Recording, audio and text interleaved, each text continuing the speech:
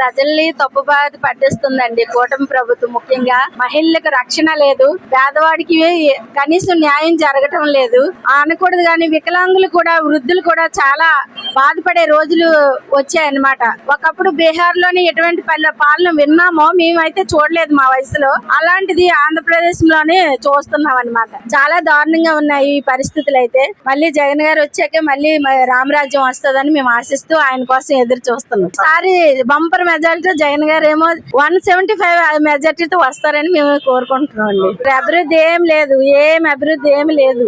Google centre తీసుకొచ్చామని చెప్పి అదంతా మోసం, అదంతా మాయ. అంటే జగన్ గారు చేసిన కార్యక్రమాలు చెప్పుకోలేకపోయారు. ఈయన జగన్ గారు వెళ్ళిపోయే లోపు ఈయన జగన్ గారు చేసిన కార్యక్రమాలకి ఈయన పేరు పెట్టుకుంటున్నారు, బాబు గారు చేశారు అన్నట్టుగా. కానీ జగన్ గారు అభివృద్ధి ఏంటి చేశారు ఏంటని ప్రతి ఒక్క ప్రజలకి తెలుసు. జగన్ గారి ప్రభావం ఈసారి గుద్దుకుంటూ వస్తుంది.